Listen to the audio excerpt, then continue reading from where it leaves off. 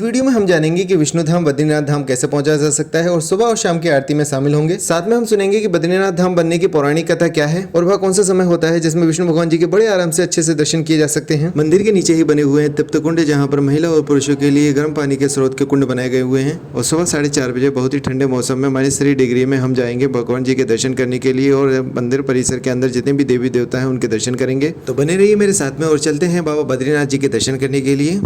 बोलो बद्री विशाल की। स्वागत है, अभिनंदन है आपका अपने YouTube चैनल जकुस्त में।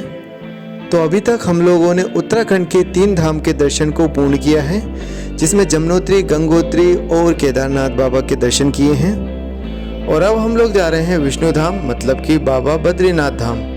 बाबा केदारनाथ के दर्शन करने के बाद में आपको सोनप्रयाग से डायरेक्ट बद्रीनाथ के लिए भी बस मिल जाती है, जो कि इस तरह के कठिन मार्ग और रोमांचों से भरे हुए मार्ग को पार कर आपको पहुंचा देती है बद्रीनाथ धाम। सोनप्रयाग के लिए प्रातः सुबह 6 बजे से लेकर 8 बजे के बीच में बस जाती है बद्रीनाथ धाम के लिए। पर मैं ठहरा आलसी आदमी और मैं होटल में सोता ही रहा, तब तक सारी बसें जा चुकी थी। इसीलिए मुझे फिर अब टुकड़ों में जाना पड़ेगा बाबा बद्रीनाथ के धाम। पर कहते हैं कि आपके साथ में जो होता है वह आपके अच्छे के लिए ही होता है, और यह मुझे तब पता चला जब मैं जा पहुंचा कर्णप्रयाग। कर्णप्रयाग वह स्थान है जहां पर महाभारत के युद्ध के बाद में भगवान श्री कृष्ण ने कर्ण की मुक्ति के लिए यहां पर उनका अंतिम संस्कार किया था। तो अभी हम लोग हैं कर्णप्रयाग में, ये रास्ते में पड़ता है। यहाँ पर मुझे बस के लिए चेंज करना था, तो यहाँ पर ये देखा मैंने कि 2 नदियों का संगम हो रहा है। एक तो ये अलकनंदा है जो केदारनाथ से आ रही है, और एक ये पिंडू करके कोई बता रहे हैं वो है, और दोनों का ये संगम हो रहा है।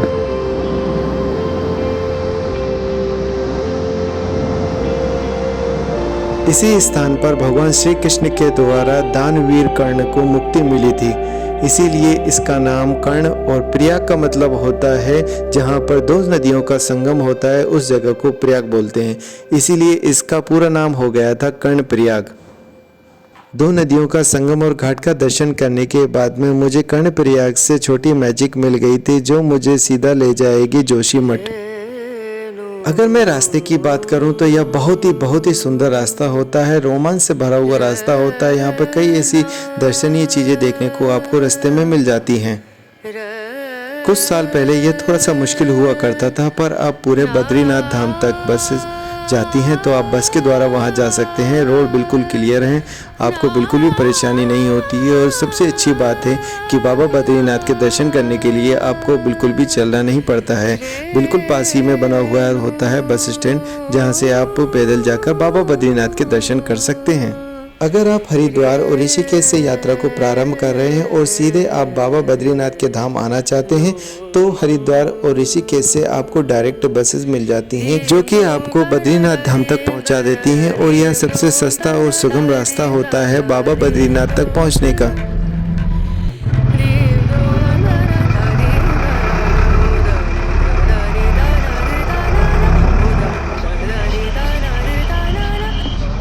तो अभी हम लोग जोशीमठ में हैं। टैक्सी ने हमें उतार दिया था, वहाँ से करीबन आधा किलोमीटर चल के दूसरी टैक्सी के लिए आ गए। तो पकड़ के फिर बद्रीनाथ डायरेक्ट जाएगी।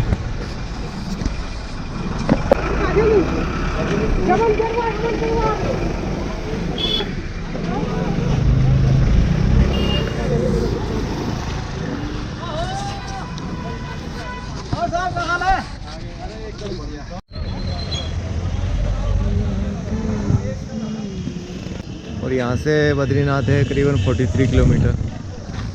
इस तरह की गाड़ियाँ मिलती हैं, छोटी छोटी टैक्सी, जो 150 रुपये किराया लेती हैं।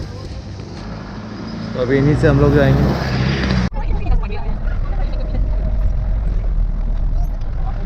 फाइनली आ चुके हैं हम बद्रीनाथ, और यहाँ पे जो ठंड है ना बहुत ही ज़्यादा है भाई। और इतनी ऊंचाई पे है ना, बहुत ज़्यादा ऊंचाई पे भाई साहब, कह नहीं सकता। यहाँ पे आने में इतना ज़्यादा एक्साइटमेंट था, और वाकई गजब है यार, अलग ही दुनिया है। और ये है पेट्रोल पंप, इतनी ऊंचाई पे देखो पेट्रोल पंप बना रखा है। और अभी मैं हूँ ये बस स्टैंड,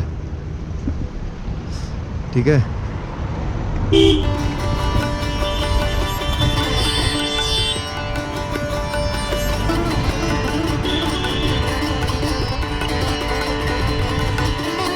बद्रीनाथ सामने देख रहे हो, वो है टेम्पल, जो मंदिर है ये यहाँ पर,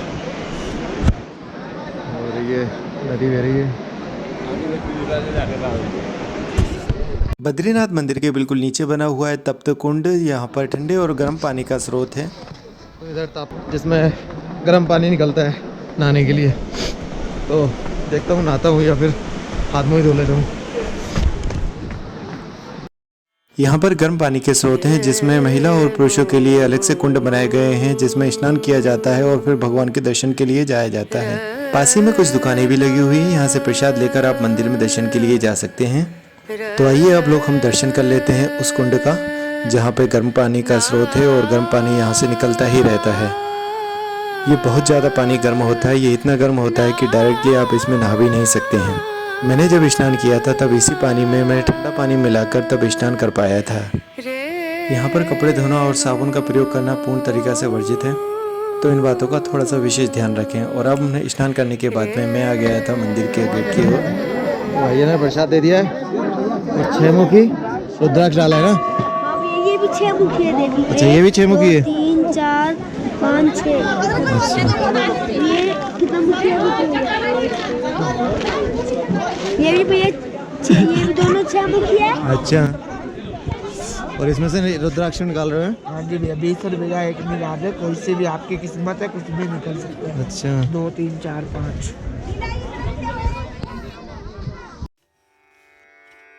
तो अब हम लोग आ चुके हैं भारत के उत्तर में हिमालय से ढकी हुई पर्वत श्रेणियों की गोद में बसा हुआ बाबा केदारनाथ का धाम। तो अभी हम लोग बिल्कुल मंदिर परिसर के सामने हैं और यहाँ से देखने में नज़ारा कुछ इस तरह का दिखाई देता है। बाबा केदारनाथ की समुद्र तल से करीबन 3122 मीटर की ऊंचाई है और यहाँ पर लक्ष्मण गंगा और अलकनंदा नदी का संगम भी होता है। यह साक्षात विष्णु भगवान का धाम है। पौराणिक कथाओं में ऐसा माना जाता है कि पहले यह माँ पार्वती और शिव जी का निज निवास हुआ करता था, पर विष्णु भगवान को भी धरती लोक पर आने की इच्छा हुई और उन्होंने जब अपना स्थान ढूंढना चाहा तो उनको यहाँ पर सबसे अच्छा स्थान दिखाई दिया। अब वह सीधे रूप से माँ पार्वती और शिव जी से इस स्थान को मांग नहीं सकते थे, इसीलिए उन्होंने एक लीला रची और उन्होंने छोटे बच्चे का रूप रखा और यहाँ पर आकर विलाप करने लगे। तब माँ पार्वती की ममता जागी और उन्होंने बच्चे को गोद में लेकर अपने धाम को लेके आ गईं। जब माँ पार्वती बच्चे को सुलाकर बाहर शिव जी के साथ में विचरण करने के लिए गईं तो विष्णु भगवान खुद अपने वास्तविक रूप में आए और यहाँ के दरवाजे बंद कर ध्यान की स्थिति में बैठ गए। जब माँ लक्ष्मी जी को इस लीला के बारे में पता चला तो वो यहाँ पर आईं और देखा तो भगवान विष्णु ध्यान में बैठे हुए थे और हिमपात हो रहा था। भगवान विष्णु को हिमपात और बर्फबारी से बचाने के लिए माँ लक्ष्मी जी ने एक बद्री रूप विशाल पेड़ का रूप रखकर भगवान विष्णु के ऊपर छाया कर दी, जिससे वह हिमपात और बर्फबारी से बचे रहे और भगवान विष्णु हजारों साल इसी ध्यान मुद्रा में बने रहे।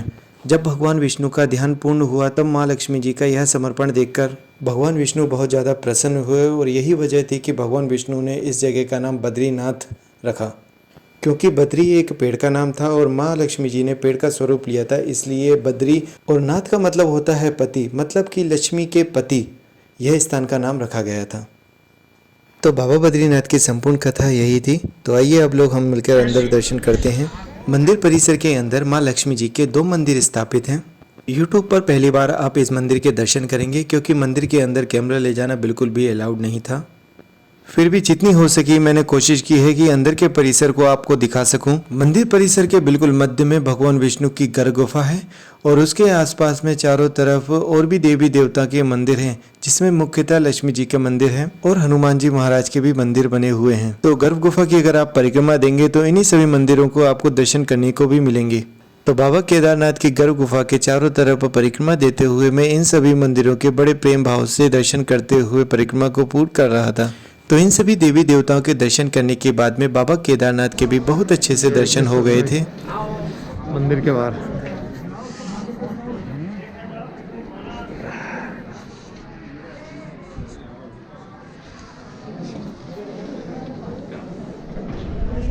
भाई कितने बजे आ गया था फिर?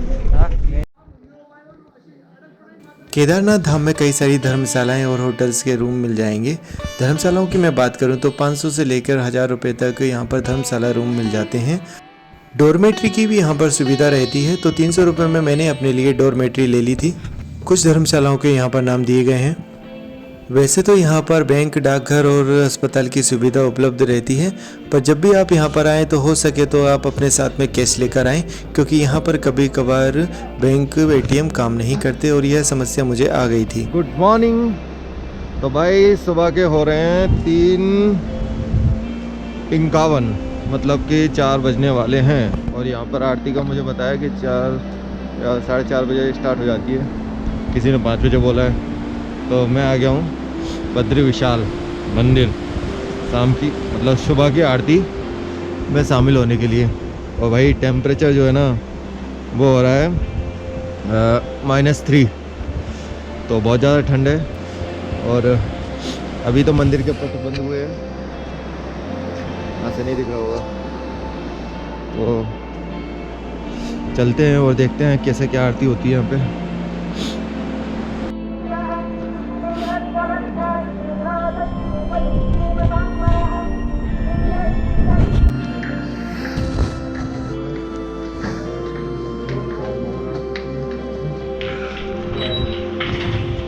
भगवान की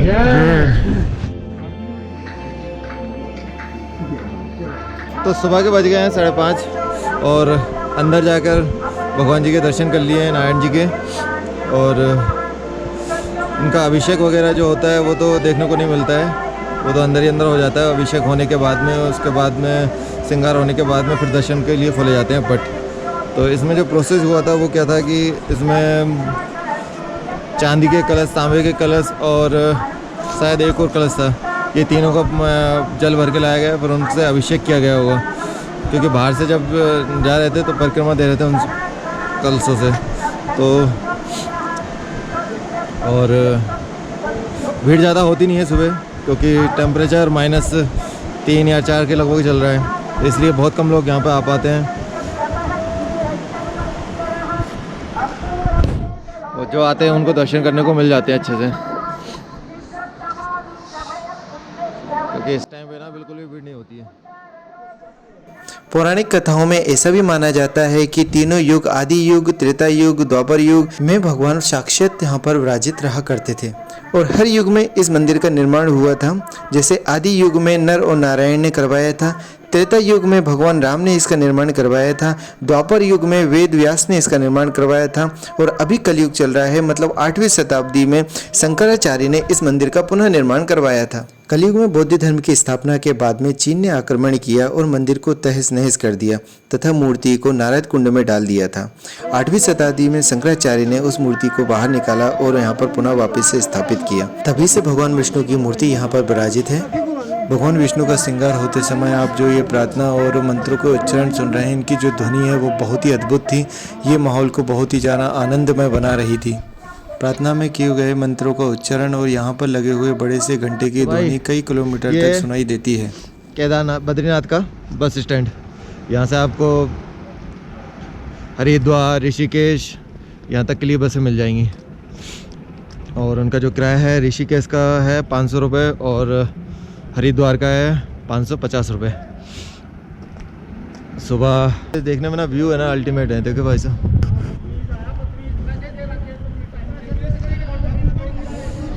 और ये करीबन 5:30 बजे से स्टार्ट हो जाती हैं बसेस वगैरह यहाँ से चलना। रात को बंद रहती है, रात को कोई बाहर नहीं चलते। तो मैं जा रहा हूँ ऋषिकेश, क्योंकि यहाँ की जो ATM है वो ख़राब हो गए हैं और मेरे पास में है पैसे कम, तो उस वजह से मैंने फिर 500 का ही टिकट कटवाया। इसलिए ऋषिकेश से फिर दिल्ली, उस हिसाब से देखेंगे। बोलो बद्री विशाल की जय।